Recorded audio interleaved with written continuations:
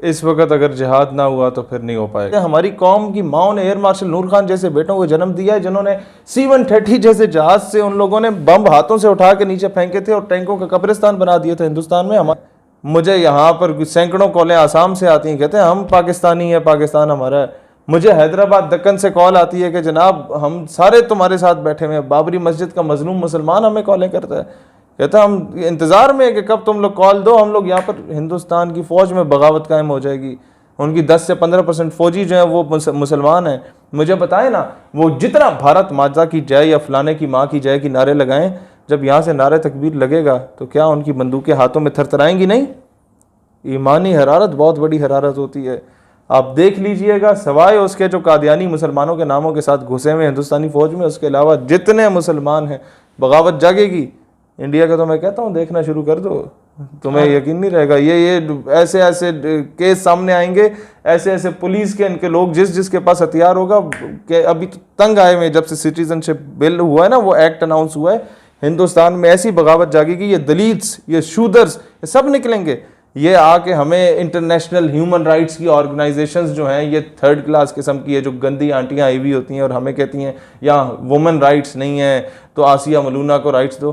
انہیں بتاؤ نا کہ جناب وہاں دلیت اور شودر اگر کسی ہندو کی پرارتھنا سن لے تو اس کے کان میں سیسا پگھلا کے ڈالا جاتا ہے. کوئی دلیت اگر پیدا ہوتا ہے تو اس کے سر پہ گنجا کر کے پورے جسم پہ ٹیٹوز بنائے جاتے ہیں کہ دور سے دیکھ کے اسے پہچان لو اور اسے نظر انداز کر دو, اسے ملو نہیں. یہ ملو گے تو اپنے ہاتھ دھو, تم ناپاک ہو جاؤ گے. اس کی پلیٹ میں کھانا نہ کھاؤ. تمہارے گھر میں آئے گا تو گھر کو صاف کرو, بلکہ گھر کی اینٹیں کٹوا کے باہر پھینکو کہ ناپاک ہو گئی ہیں. لیکن یہاں اسلام ہے, ایک ہی صف میں کھڑے ہو گئے محمود و ایاز, نہ کوئی بندہ رہا اور نہ کوئی بندہ نواز. بندہ و صاحب و محتاج و غنی ایک ہوئے, تیری سرکار میں پہنچے تو سبھی ایک ہوئے. یہ اسلام ہے کہ جو وہاں پر حضرت بلال حبشی رضی اللہ تعالیٰ عنہ کو غلام بنا کے رکھا گیا, جب اور جسم پہ انگارے رکھ دیے گئے, انگاروں پہ لٹایا گیا, زبان پہ انگارے رکھ دیے گئے, اور پھر مقام کیا پایا کہ رسول اللہ علیہ السلام جب عرش عظیم پہ جاتے ہیں تو کہتے ہیں بلال تمہارے قدموں کی آہٹ میں نے عرش پہ سنی ہے. ہماری جنگ ہوگی, پاکستان تیار ہو جائے, تو اس پہ کیا سمجھتے ہیں؟ پاکستان تیار بیٹھا ہے جناب, اسی تو پہلے تیار بیٹھے ہیں. یقین کرو, کیا حزب المجاہدین, کیا لشکر طیبہ, کیا جیش محمد, سب سے پابندیاں ہٹائیں گے انشاءاللہ تعالی. آپ دیکھنا جنہیں یہ دہشت گرد کہتے ہیں اصل مجاہد ہیں. ہم کیوں بولیں why should we call them a terrorist? Because America calls them a terrorist? Because India calls them a terrorist? No, we will not. Che Guevara is a freedom fighter, then Hafiz Saeed is a freedom fighter. If Bhagat Singh is a freedom fighter, then Masood Azhar is a freedom fighter. If Commander Bose is a freedom fighter, then Sayyid Salahuddin and Mullah Umar Mujahid is a freedom fighter. یہ جذبہ لیکن ہماری پاک army کے خلاف ہمارے ملک میں ہی بکواس کی جاتی ہے. دیکھیں سب سے بڑی بات آتی ہے کہ اس کا بجٹ سارا کھا جاتے ہیں قوم کا. یہ میں چیز آج کلیئر کرنا چاہتا ہوں. نمبر 1, جو لوگ کہتے ہیں 80% بجٹ ہے یا 90% بجٹ ہے, پاک فوج کا بجٹ کیا پورے ڈیفنس بجٹ پاکستان کا جو ہے وہ صرف 18% ہے یا 17% ہے. ہاں یار آپ کے بجٹ کی رپورٹ نکالے 17 سے 18% ہے, اس سے زیادہ تو ہے ہی نہیں. اور وہ بھی 4 حصوں میں ڈیوائیڈ ہوتا ہے, army, navy, air force, atomic. اس میں سے بھی اگر ڈیوائیڈ کر کے پاکستان آرمی کا بجٹ بہت بھی زیادہ ہو جائے تو 7 سے 8% ہے, 7 to 8% اونلی. پھر بھی میں کہتا ہوں اگر افواج پاکستان کا بجٹ 99.99% بھی رکھ دیا جائے تو کسی کو تکلیف نہیں ہونی چاہیے. اسرائیل کی وزیر اعظم گولڈا مائر تھی, عرب کنٹریز کو گلف وار میں شکست دی بری طرح, تو نیو یارک ٹائمز کے نمائندے نے کہا کہ آپ نے تو سب کچھ بیچ کے امریکہ سے اسلحہ خرید لیا تھا, اتنا بڑا رسک لیا, کہاں سے درس ملا؟ کہنے لگتی ہے کہ مجھے یہ درس مسلمانوں کے نبی حضرت محمد علیہ السلام سے ملا. وہ چونک گیا کہ کس طرح؟ کہتی ہے کہ میں نے جب ان کی زندگی کو پڑھا تو مجھے پتہ چلا کہ آپ نے جب ظاہری پردہ فرمایا تو گھر میں چراغ جلانے کو تیل موجود نہیں تھا, لیکن گھر کی دیوار پہ 7 یا 9 تلواریں لٹکی ہوئی تھیں. تو مجھے یہ درس ملتا ہے کہ مسلمان کے گھر میں بھوک پیاس کا عالم ہو سکتا ہے لیکن وہ غیرت اور سیلف ڈیفنس پہ کمپرومائز نہیں کر سکتا. آج بیچ کر تلواریں خرید لیے مسلح ہم نے, بیٹیاں لٹتی رہیں اور ہم دعا کرتے رہے کہ بغیر. میں جب ہالینڈ ایمبیسی کے خلاف نکلا تھا نا, گستاخانہ خاکوں کے خلاف, وہاں دھرنا دیا تھا, ایک امام کے پیچھے ہر مکتبہ فکر کے بندے نے نماز پڑھی تھی. بڑی کاز کے لیے جب نکلتے ہیں نا تو یہ فرقے پیچھے رہ جاتے ہیں, اسلام غالب آ جاتا ہے. آپ دیکھیے گا کہ ہوگا کیا. ابھی تو جوناگڑھ بھی آزاد ہونا ہے, کشمیر تو کشمیر نا, اب حیدرآباد دکن آزاد ہوگا, اب جناب سالار ملت کے ماننے والے جو اوپر سے ہندوستان زندہ باد کے نعرے لگا رہے ہوتے ہیں، یا ویسی برادران، ان کے ووٹر سے جا کے دل کا حال پوچھو. میں مدینہ شریف جب مکہ مدینہ گیا نا عمرے پہ، تو ہندوستانی مسلمان جب مجھے سینے سے لگاتا تھا تو وہ اس کی آنکھوں میں نمی ہوتی تھی. میں اس سے پوچھتا تھا کہ کیا وجہ ہے؟ وہ کہتا ہے ہم اپنے ایکسپریشنز نہیں اظہار کر سکتے، یہاں ہر قافلے میں ایک را کا بندہ آیا ہوتا ہے، لیکن ہم دل سے پاکستانی ہیں. ہم پچھتا رہے ہیں. مجھے ایک انڈیا کا سینئر بندہ ملا، میں نہیں بتانا چاہتا کس محکمے سے اس کا تعلق تھا، بہت سینئر، مسجد نبوی میں بابری مسجد کا فیصلہ آیا تھا. وہ رو پڑا، کہتا ہے کہ ہمیں آج بھی جب تک ہم مر نہ جائیں نا بھارت کا جھنڈا لے کے، تو ہمیں اپنی وفاداری شو کرنی پڑتی ہے. لوگ ہمیں آج بھی غدار کہتے ہیں. میں نے کہا اس سے بہتر نہیں تھا پاکستان آ جاتے؟ کہتا پچھتا رہے ہیں ہم لوگ، کاش کے آ جاتے. لیکن آپ لوگ پہل کریں، آپ دیکھنا ہم لوگ یہاں پر تھرتھلی مچائیں گے. ہمیں صرف انتظار ہے. آپ یاد رکھیں جب بھی مجاہدین آتے تھے نا میدان میں، تو مسلمان مائیں بہنیں بیٹیاں سڑکوں پہ آ جاتی تھیں اور پھول برساتی تھیں. آج بھی ہندوستان کی مائیں بہنیں بیٹیاں پھول برساتی ہیں. آپ ہماری ویڈیوز پہ نیچے دیکھیں، آدھے سے زیادہ کمنٹس تو ہندوستانی مسلمانوں کے ہوتے ہیں. کہتے ہیں ہم تیار بیٹھے ہیں، آپ پہل کریں گا. امریکہ کا روٹ یہاں سے جا رہا ہے نیٹو کا. اٹس دا ہائی ٹائم کہ ہم انڈیا کو نکیل ڈالیں، کیونکہ 2 سال تک امریکہ افغانستان سے نکل جائے گا، اور پھر جب ہم انڈیا پہ چڑھائی کریں گے تو امریکہ اپنی نیٹو فورسز کو، انڈیا جس کی گود میں جا کے آج بیٹھا ہوا ہے، وہ اپنے باپ کو بلائے گا، اور اس کا باپ اکیلا نہیں آئے گا، 20-22 ممالک کی فوج لے کے آئے گا ہمارے خلاف. لہٰذا اب ٹائم ہے، ہم انڈیا کو جب نکیل ڈالیں گے، ہم جہاد کے لیے جائیں گے. گرمیاں ہو گئی ہیں شروع، برف پگھل چکی ہے، پہاڑ خالی ہیں، میدان خالی ہے آپ کے لیے، راہ ہموار ہو چکی ہے. اب اگر جائیں گے اور امریکہ کوئی چوچ رہا کرنے کی کوشش کرے گا تو سیدھا اس کی دم پہ ہم پاؤں رکھ سکتے ہیں، نیٹو سپلائی روک سکتے ہیں، اور افغان طالبان اس کا برگز بنا سکتے ہیں. آج اس قوم کو سمجھنے کی ضرورت ہے، جو پوری قوم ارطغرل دیکھ رہی ہے. صبح اٹھ کے کوئی ناک کرتا ہے دروازے پہ، پوچھتا ہے کہ تم کون ہو، تو رات کو ارطغرل دیکھنے کے بعد اتنا سر پہ وہ ڈرامہ سوار ہوتا ہے کہ وہ کہتا ہے میں سلمان شاہ کا بیٹا ارطغرل غازی ہوں. بہت اچھی بات ہے، لیکن اس وقت دور حاضر کے جو اصل ارطغرل موجود ہیں ان کی قدر کرو. وہ رسپیکٹ، ڈگنیٹی، آنر ڈیزرو کرتے ہیں، اور وہ دور حاضر کے ارطغرل یا کشمیر کے پہاڑوں پہ اپنی جانوں کا نذرانہ دے رہے ہیں، برہان وانی، منان وانی، ذاکر موسیٰ کی صورت میں یا نائکو کی صورت میں، یا پھر وہ افغانستان کے پہاڑوں میں امریکی فوجوں کے خلاف، اس قابض فوجوں کے خلاف لڑ رہے ہیں. اور اس دور کے سب سے غدار ترین، سب سے بدترین، سب سے گھٹیا کردوغلو وہ کردوغلو ہیں جو امریکہ کے بوٹ پالش کرنے والے، اس کے تسمے سیدھے کرنے والے، اس کے کتے گھوڑے نہلانے کے بعد اس کے حقے بھرنے والے وہ کریکٹر ہیں جو ان مجاہدین کو دہشت گرد کہہ رہے ہیں، جو اقوام عالم کے دباؤ میں آ رہے ہیں. نہیں نہیں نہیں نہیں نہیں، اللہ کو پامردی ہے، مومن پہ بھروسہ، ابلیس کو یورپ کی مشینوں کا سہارا. ہم نے بالکل ان سے نہیں ڈرنا. جب افغانستان دنیا کی سپر پاور کو شکست دے سکتا ہے، روس کو 7-8 حصوں میں تقسیم کر کے اسے پرے مارتا ہے، اس کے بعد افغانستان میں امریکہ اپنی قسمت کو آزمانے آتا ہے، امریکہ کا غرور خاک میں ملا دیتا ہے، تو ہم تو سپر پاور بن سکتے ہیں جناب. ہم تو ایٹامک پاور ہیں. ہماری قوم کی ماں وہ ماں ہے جو پنجاب کے وہ بچے جنتی ہے جو چونڈا میں جا کے اپنے جسموں سے بم باندھ کے ہندوستانی ٹینکوں کے اوپر اپنا خودکشی کر لیتے ہیں، اور وہ ان کے پورے ٹینک تباہ ہو جاتے ہیں. ہماری قوم کی ماؤں نے ایئر مارشل نور خان جیسے بیٹوں کو جنم دیا ہے، جنہوں نے C-130 جیسے جہاز سے ان لوگوں نے بم ہاتھوں سے اٹھا کے نیچے پھینکے تھے اور ٹینکوں کا قبرستان بنا دیا تھا ہندوستان میں. ہماری مائیں وہ مائیں ہیں جو ایسے جوانوں کی تربیت کرتی ہیں کہ جب عرب کنٹریز نے ہتھیار ڈال دیے تھے خانہ کعبہ پہ، جب قبضہ کیا گیا تھا، اس کو حراست میں لیا گیا تھا، تو ہمارے SSG ٹروپس گئے تھے وہاں پر، انہوں نے جا کے وہ لیڈ کیا اور ان تمام جو لوگ وہاں پر آئے ہوئے تھے ان کا کلا کما کیا. ہماری مائیں وہ مائیں ہیں جو پوری دنیا میں مسلمانوں کی نمائندگی کے لیے بچے جنتی ہیں. صرف ان بچوں کو یوٹیلائز کرنے کی ضرورت ہے. ہماری مائیں وہ مائیں ہیں جو GHQ میں 6 ستمبر کی تقریب تھی تو پٹھان ماں کو بلایا گیا اور کہا گیا تمہارا بچہ شہید ہوا ہے، کیا تاثرات ہیں. وہ رو پڑی، لیکن میں سمجھا شاید وہ کہے گی بیٹا یاد آتا ہے. کہتی ہے نہیں، وطن اچرے خپمش ہے، وطن پریشان نہ ہو، پٹھان ماں زندہ اپنے بچوں کو تجھ پہ قربان کرنے کے لیے.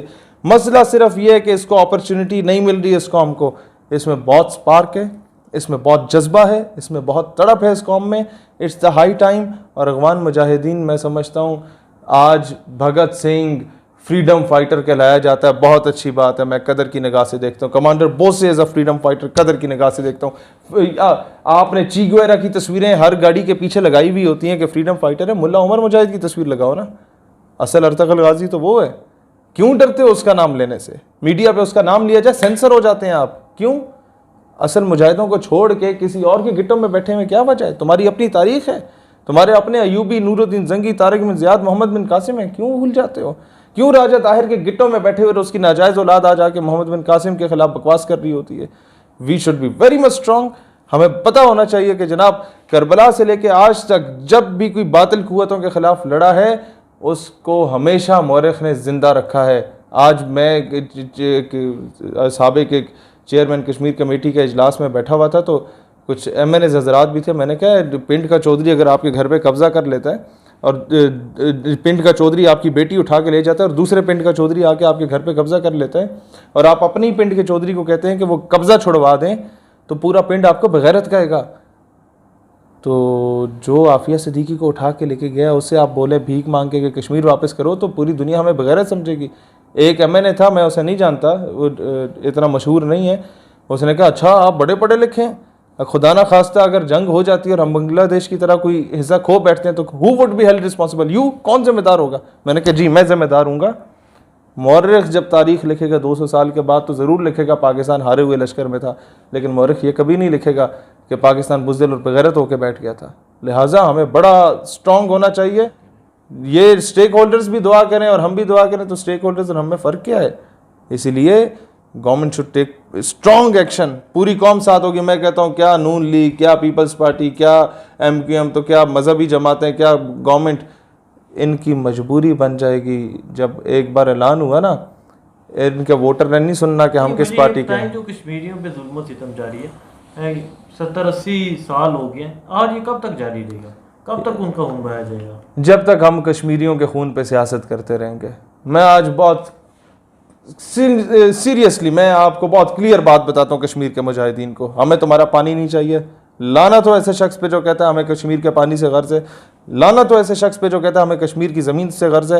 لعنت ہو ہر اس سابق اور دور حاضر میں جو بندہ کہتا رہا کہ جناب کشمیر ہمارے لیے ہر اسپیکٹ سے بہت بہتر رہے گا, کشمیر کو حاصل اس لیے کرنا ہے. نو, کشمیریوں سے ہمارا رشتہ اگر ہے تو لا الہ الا اللہ محمد رسول اللہ کی بنیاد پہ ہے, اس کے علاوہ کوئی رشتہ نہیں ہے. اس سے بڑھ کے کون سا رشتہ ہو سکتا ہے؟ ہم بنے اس کلمے کی بنیاد پہ ہیں. ہمارا اگر وہ اخوت اس کو کہتے ہیں چبے کانٹا جو کابل میں, تو ہندوستان کا ہر پیر و جواں بیتاب ہو جائے. یہ مسلمانوں کا رشتہ ایسا ہے کہ ایک جسم کی مانند ہے. آپ کے آنکھ میں آپ کے اگر پاؤں میں چوٹ لگتی ہے, نیند آپ کی آنکھ کو نہیں آ رہی ہوتی. کیوں بھائی؟ پاؤں سے بولو نا کہ بھائی تکلیف تمہیں ہے, آنکھ کو کیوں نہیں نیند آ رہی؟ یہ ایک جسم ہے. تو جب تکلیف برما کی ماؤں بہنوں بیٹیوں کی تکے بوٹیاں بنائی جا رہی ہوتی ہیں نا, نیند ہمیں نہیں آتی. تکلیف ہوتی ہے جب کشمیر میں پاکستان کا مطلب کیا لا الہ الا اللہ کا نعرہ لگانے والے کو سری نگر کی سڑکوں پہ گھسیٹا جاتا ہے اور ہمیں نیند نہیں آتی. کیوں؟ لا الہ الا اللہ کا رشتہ ہے.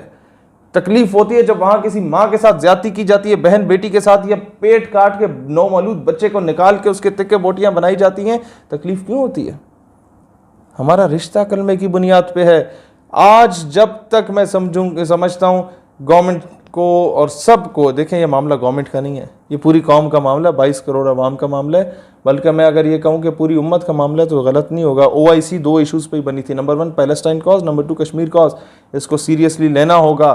میں یہ OIC کی کنٹریز کو بھی کہوں گا کہ آپ بندے کا پتر بننے کا وقت ہے, پاکستان کو سپورٹ کرو اس معاملے میں. اور پاکستان سے بھی کہوں گا کہ ابھی ہمیں جرأت دکھانی پڑے گی, کبھی نہ کبھی تو آپ کو کرنا پڑے گا. آج نہیں تو کل صحیح, تو آج کیوں نہیں؟ کب تک انتظار کریں گے جب آخری کشمیری اپنے یہ لاک ڈاؤن تو یہاں پر ہوا ہے تو ماں مر گئی ہے آدھے لوگوں کی دنیا میں کہ جناب ہم نکل نہیں سکتے تو مر رہے ہیں, بھوکے ہیں, پیاسے ہیں. کشمیر میں تو جناب 72 سالوں سے لاک ڈاؤن ہے. یہ پچھلے 1 سال سے نہیں ہے. یہ تو صرف ایک انہوں نے دکھانے کے لیے کیا. یہ تو شروع سے یہی سلسلہ ہے. وہ جنازے گھروں میں دفن کر رہے ہیں. ان کے پاس چھوٹے بچوں کے لیے دودھ پلانے کے لیے کچھ نہیں ہے. ان کی جو مائیں ہیں وہ پہلے اس کا میاں بیچارے کا وہ ہو گیا, شہید ہو گیا, گھر سے لا کے بچوں کو لے جاتے ہیں, وہ جعلی پولیس مقابلوں میں شہید کروا دیتے ہیں. اجتماعی قبریں بنی ہوئی ہیں, پتہ نہیں چلتا کہ کون سا بندہ کہاں پہ دفن ہے. کسی کو جہنم میں پھینک دیا, دریا میں پھینک دیا, اور لاشیں مل نہیں رہیں. نامعلوم افراد ہیں. جب پتہ چلتا ہے ان سے وہ احتجاج کرتے ہیں تو کہتے ہیں یہ تو دہشت گرد ہیں, پہاڑوں پہ گئے ہوئے ہیں. لہٰذا اب ہمیں ایک اسٹرانگ ایکشن لینا پڑے گا. تو انہوں نے اعلان کیا یا نہیں کیا ایک الگ بات ہے, کریں گے وہ صحیح. سلطنت عثمانیہ میں بھی نا, جب مسلمان دنیا کے کسی نکڑ میں بھی اگر اس کے ساتھ زیادتی ہو, اور جب اس سلطنت کے امیر کے پاس جاتا تھا نا خط کہ ہمارے ساتھ ہوئی ہے زیادتی, تو وہ فوراً خط لکھتا تھا اس سلطنت کے حکمران کو کہ 24 گھنٹوں کے اندر اگر یہ ظلم ختم نہ ہوا تو مسلمانوں کے لشکر, مسلمانوں کے گھوڑے تیار ہیں. لہٰذا یہ ایک بڑی زبردست سلطنت بننے جا رہی ہے. وہ 100 سالہ معاہدہ ترکی میں بھی ختم ہو رہا ہے 2023 میں. یہاں پر افغانی بھی تیار بیٹھے ہیں اور پاکستانی بھی قوم بھی وچوں تیار بیٹھی ہوئی ہے. یہ آپ بے فکر رہیں, ایسا ایک اچانک ایک انقلاب آئے گا کہ یہ انہیں ختم کر دے گا. اور ابھی تو مغربی ممالک میں بھی اسلام از دا فاسٹسٹ گروئنگ ریلیجن. ہم لوگ صرف رو رہے ہوتے ہیں کہ جی لوٹ گئے, مر گئے. نہیں نہیں نہیں نہیں نہیں, مغرب میں لوگ قربانیاں دے رہے ہیں. مغرب میں لوگوں کے عبائے چھینے جا رہے ہیں. ایک عورت کا عبایا چھینا جاتا ہے تو 10 مسلمان عورتیں جو صرف دوپٹہ کرتی تھیں انہوں نے بھی عبائے شروع کر دیے. میں کہا نہیں, ستم گر ادھر ہنر آزمائے, تو تیر آزما ہم جگر آزمائیں. اب میں سمجھتا ہوں وہ ملا عمر کے جتنے جانشین ہیں جن کی داڑھیوں سے پکڑ کے انہیں گھسیٹا جاتا تھا, آج وہ مذاکرات میں برابری کی سطح پہ امریکہ کے سامنے بیٹھے ہوئے تھے. امریکہ ترلے کر رہا تھا, تو یہ بھارت کیا چیز ہے ان کے سامنے. میں کٹن اور کرن سیکٹر میں امریکہ ترلے کر رہا تھا. شیخ بھائی مجھے یہ بتائیں کیا وجہ وہ ترلے کر رہے ہیں؟ ایک سپر پاور ہے اور مقابلہ کن سے, جن کی جوتیاں ٹوٹی ہوئی ہیں, جن کی قمیضیں پھٹی ہوئی ہیں, درویش ان سے مقابلہ ہے. ترلے کر رہا ہے. ان کو بھروسہ ہے اپنی مشینری پہ, ان کو بھروسہ ہے اپنی ٹیکنالوجی پہ. کون سی ٹیکنالوجی, کون سی مشینری جب آپ جسم سے بم باندھ کے اس کے سامنے کھڑے ہو جائیں؟ کہاں گئی ٹیکنالوجی؟ مجھے بتائیں نا, اتنا بڑا ایٹم بم لے کے آپ بیٹھے ہوئے ہیں کہ میں تمہیں مار دوں گا, اور جسم سے بم باندھ کے آ جائیں مارو. مجھے اللہ پہ یقین ہے, مجھے یقین ہے کہ اس کے بعد جو زندگی ہے وہ اصل زندگی ہے. تم تو مر کھپ جاؤ گے, آدھوں کی چتا جلائی بھی ہوگی, آدھوں کے لیے جنازی کے اہتمام ہی کوئی نہیں ہوگا. تم لوگوں کی جو رسومات ہیں ان کو تو یقین ہی نہیں ہے. ہم لوگ تو مبارک دیتے ہیں بھائی, کبھی کوئی مجھے دکھاؤ ہمارا فوجی شہید ہو کے آیا ہو اور لوگ جا کے بولیں جی بڑا افسوس ہوا. نہیں, والدین کو سینوں سے لگایا جاتا ہے. فوجی آتا ہے, قومی پرچم دیتا ہے اور سلوٹ مار کے کہتا ہے مبارک ہو, شہید کی ماں بن گئی ہو. عظیم ماں تیرے بیٹے کی لاش آئی ہے, خدا گواہ ہے شہادت کی موت پائی ہے. یہ نہیں کہتے کہ جی ہم بڑا افسوس ہے. یہاں آگے کہا جاتا ہے چلے جو ہو گئے شہادت کا جام پی کر تم, رسول پاک نے باہوں میں لے لیا ہوگا, علی تمہاری شہادت پہ جھومتے ہوں گے, حسین پاک نے ارشاد یہ کیا ہوگا, تمہیں وطن کی فضائیں سلام کہتی ہیں. جناب شہداء کے لیے منتظر رہتے ہیں, بڑی بڑی پاک ہستیاں منتظر رہتی ہیں. یہ وہ ہیں جو موت سے ڈرنے والے, اور وہ ان کے فوجی ہندو بنیے کے کہتے ہیں جی ہمیں اچھا کھانا نہیں ملتا, کمپلین کر رہے ہوتے ہیں اپنے کمانڈنگ آفیسر کے خلاف. اور یہاں ہمارے سیاچین میں کھڑے ہو کے فوجی کہتے ہیں کہ اچھا کھانا نہیں ملتا, ہمیں تم پہ ترس آ گیا, ہمارا کھانا لے جاؤ, ادھر تو بڑا زبردست پہاڑوں پہ بھی مل رہا ہے ہمیں. لہٰذا یہاں کا بڑا مورال ہائی ہے. وہاں اگر فوج ٹھیک ہے ہماری فوج سے زیادہ, لیکن یہ سمجھنے کی ضرورت ہے کہ یہاں 7 لاکھ فوج نہیں ہے, 22 کروڑ عوام افواج پاکستان کے سپاہی ہیں. وہ کھائیاں بیلچے لے کے ایوب کی کال پہ مائیں نکل گئی تھی چونڈا کی طرف. یہاں جناب آپ کے KPK کا پٹھان اٹھ کے ایوب کی کال پہ ہندوستان پہ یلغار کر کے سوال کرتا تھا. ایک مارچ 23 کا منظر تھا, یہ 6 ستمبر کیسا ہے, اے ہندوستان کے خیبر بول یہ پنجہ حیدر کیسا ہے. آج وہ جذبہ, وہ مائیں بانجھنی پڑیں, مائیں جنم دے رہی ہیں انہیں محمد بن قاسم کو, مائیں جنم دے رہی ہیں وہی طارق بن زیاد بیٹھے ہوئے ہیں, صرف منتظر ہیں کال پہ. میں تو میجر گورو کو بھی کہتا ہوں کہ تم لوگوں کے جو چٹکلے چھوڑ رہے ہوتے ہیں نا میڈیا پہ بیٹھ کے کہ بکٹیوں یا مینگلوں سے رابطہ ہے, ہم تمہیں بتائیں کہ یہاں بچے کا جو ہے نا تمہارے وہاں خالستان والوں سے رابطہ ہے. وہ خود آ کے منتیں کرتے ہیں یار ہمارے لیے کچھ کرو, ہم تو تیار بیٹھے ہوئے ہیں. یہاں ہمارے ہر دوسرے بچے کے ساتھ وہ خود رابطہ کرتے ہیں تلنگانہ والے, وہ کہتے ہیں ہم تمہارے ساتھ ہیں. آپ دیکھنا یہاں پر جو تھرتھلی مچے گی نا, وہاں افغان طالبان, یہ میں کہتا تھا نا پچھلے 3 سالوں سے, افغانیوں کو سینوں سے لگاؤ, یہ ہمارے دوست ہیں, یہ ہندوستان سازش کر رہا ہے. میں آج بھی گورنمنٹ سے کہتا ہوں ان کے بچوں کو پاکستان بلاؤ, افغانستان کے, ایران کے, سعودیہ کے, ترکی کے, تمام مسلم کنٹریز کے. لیکن ہمارے ہی ملک میں کچھ لوگ ایسے ہیں جو کہتے ہیں جو افغانی یہاں پاکستان میں موجود ہیں انہیں نکالا جائے. یار ان بیچاروں کو پتہ نہیں, یہ تلنگے لوگ ہوتے ہیں جن کے اپنے لوگ ہوتے ہیں, اور نہیں کئی ایسے ہوتے ہیں جن کا کاروبار نہیں چلتا نا. یہ پٹھان قوم محنتی قوم ہے. یہ ہمارے لوگوں سے تو مزدوری ہوتی نہیں ہے, یہ اینٹیں ٹوٹتی نہیں ہیں, زمینیں کھودی نہیں جاتی. اغوانی یہ کام کر جاتے ہیں, دہاڑی لے جاتے ہیں. اب یہ کہتے ہیں ہم سکون سے بیٹھے ہیں اور گھر پہ آ کے لوگ پیسے دے جائیں, انہیں پھر تکلیف ہوتی ہے. اغوانی کا کاروبار چل رہا ہے. اور بھائی پاکستان میں یہ بہت سخت جملہ پڑھ رہا ہوں اور مجھے پتہ ہے اس کے خلاف میری مخالفت ہو جائے گی میرے خلاف. ایک بات یاد رکھیں, Pakistan was not made for Punjabi, Sindhis, Baluchis and Pashtuns. Know, it was made for Muslims. پہلے مسلمان, بعد میں پنجابی, سندھی, بلوچی, پشتون یا وٹس ایور. لہٰذا جو بہاری پاکستان میں ہیں انہیں آئی ڈی کارڈز دیں. جو اپنا تن من دھن جان مال عزت آبرو قربان کر کے مہاجر ادھر آئے تھے, دے آر ناٹ مہاجر, they are more Pakistani then we are. ہم سے بڑے پاکستانی ہیں, ہم تو پیدا ادھر ہوئے ہیں. وہ سب کچھ کٹ پٹا سب کچھ چھوڑ چھاڑ کے ادھر آئے ہیں, اپنے گھر بار, ان کی عورتوں کی عزتیں لٹی گئیں, ان کے بچے شہید ہوئے, بزرگ والدین کے سامنے بچوں بیٹیوں کو شہید کیا گیا. تو وہ مہاجر نہیں, انہیں عزت دو, سینوں سے لگاؤ. کراچی والوں سے کہتا ہوں تمہارے پاس پٹھان وہاں پر کئی کثیر تعداد میں رہتے ہیں, انہیں سینوں سے لگاؤ. یہ نہ بولو کہ جی یہ سندھ ہے تو یہاں سے نکل جاؤ. نو, یہ پاکستان ہے, نظریاتی ریاست ہے, کلمے کی بنیاد پہ بنی. یہاں پر انڈیا نے, دیکھو انڈیا جیسا نیچ ملک بھی کہتا ہے ہم اسائلم دیں گے ہندوؤں کو, ادھر آ کے رہیں. قادیانیوں کو بھی دے رہا ہے, کیونکہ ہندو قادیانی بڑے اچھے دوست ہیں, اسرائیلی بھی دوست ہیں, سارے کافر, اور وہ یہ تو سب سے بدترین کافر, یہ سارے دوست.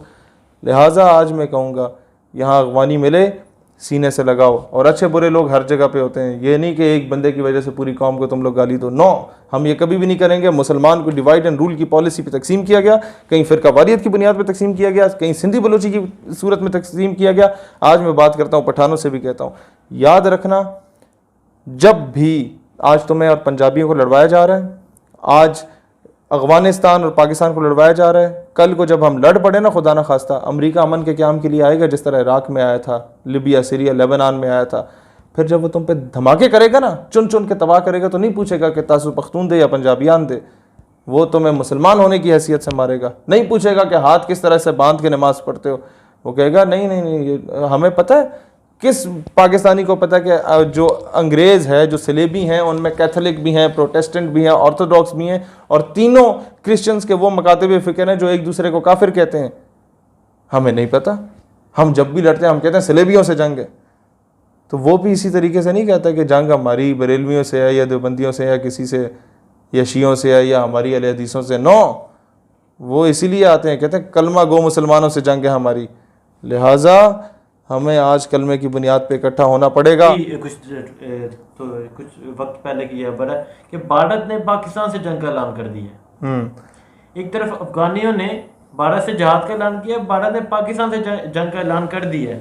تقریباً 1 گھنٹہ پہلے کی خبر ہے. اگر تو یہ خبر درست ہے تو پوری پاکستانی قوم کو بہت زیادہ مبارک ہو. اللہ کرے کہ ہندوستان کوئی اچھا ادھر حملہ کرے, پھر آپ دیکھیں کس طریقے سے ان کے پاس اپنی چتائیں جلانے کے لیے لکڑیاں ختم ہو جائیں گی. اس قوم کا ہر جوان ٹیپو سلطان بن کے ایسا لرزہ طاری ہوگا کہ جب وہ شہید ہوگا اور بندوق ایسے تانی بھی ہوگی جس طرح انگریز اس کے قریب آنے سے ڈرتے تھے, ہندو بنیا کانپے گا. یہ مجاہدین جب جاتے تھے نا, کہتے تھے ہم جب جا کے ان کی پوسٹوں پہ دھماکے کرتے تھے تو دوسری پوسٹیں جو رستے میں آتی تھی وہ کہتی تھی جناب بھگوان کے واسطے ہمیں چھوڑ دیجیے, آگے جا کے مار آئیے. ایسی بزدل قوم ہے, ایسی لیچڑ قوم ہے, ایسی نیچ قوم ہے یہ ہندوستانی قوم. یہ ڈرپوک لوگ ہیں, ان کو شرابیں پلا کے بھیجا جاتا ہے بارڈر پہ کہ انہیں پتہ نہ چلے کہ مرنا یا نہیں مرنا. یہاں پر مجھے بتاؤ نا, کون سا فوجی ہے جو 20,000 کے پیچھے جا کے شہادت دیتا ہے؟ نعرہ تکبیر, اللہ ہو کی صدا جو SSG کا جوان لگاتے ہوئے جاتے ہیں, شہادتیں وہ ہیں. اور وہ دل میں وہ تڑپ ہے. آج اس نظریے پہ دوبارہ قائم ہونے کی مزید ضرورت ہے. وہ سپارک موجود ہے, اسے کسی نے ہوا ہی نہیں دی. وہ جو کہہ رہے ہیں وہ ہمیں یقین کریں, ایک نعرہ تکبیر لگنا ہے نا, اور صحیح زبردست دبنگ طریقے سے لگنا ہے, ان کے تو آدھوں کے پیشاب نکلے. پہلے بھی بھارتی آرمی چیف طرف سے بڑی دھمکیاں دی گئی پاکستان کو. اگر آپ کو پتہ ہو فروری پہ جب ان کا طیارہ گرایا گیا تب بھی اس کے بعد بھی دھمکیاں کی گئی. تو کیا یہ صرف یہ دھمکیاں دیں گے, اس کی طرف وہ یار میں کہتا ہوں انہیں تھوڑا سا کریں, جرت دکھائیں ہندوستانی فوج, آئے نا ذرا.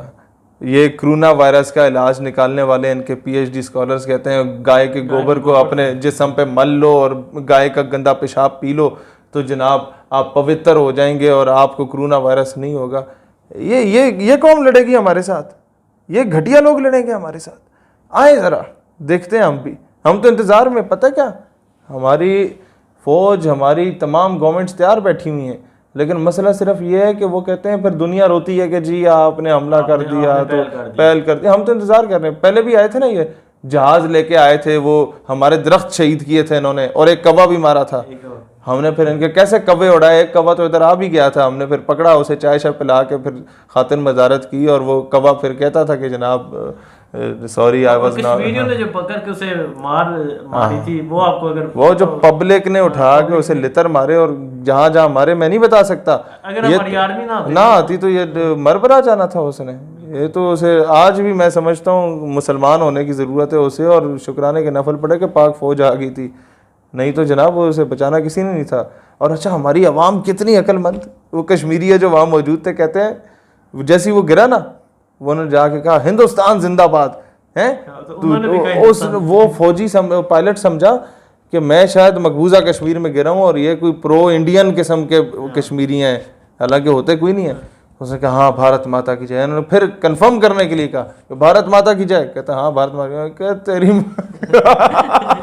وہ آپ دیکھیں ہماری عوام کا مینٹل لیول کتنا زبردست ہے. ہر بندہ ہمارا آئی ایس آئی کا جناب وہ ہے, ایجنٹ ہے, and we are proud of it. ہر 22 کروڑ عوام اس کی ایجنٹ ہے, آئی ایس آئی کا حصہ ہے.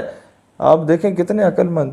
تو پھر خود سوچیں جن کی ٹریننگ ہوئی ہو ایس ایس جی میں, جن کی ٹریننگ ہوئی ہو ایم آئی میں, آئی ایس آئی میں, باقی جگہوں پہ, وہ کتنے عقل مند ہوئے ہوں گے. یہ آگے کہتے ہیں پلوامہ اٹیک تو ممبئی اٹیک, یہ تو ہمارے جو کیا کہتے ہیں فوجی ہیں, یہ اتنے کوئی گئے گزرے نہیں ہے کہ کوئی کیڑے مکوڑے جا کے مار کے ہیں. یہ تو اٹیکس ان لوگوں کے اپنے لوگوں نے کیے. یہ تو جب ہم کریں گے پھر دنیا یاد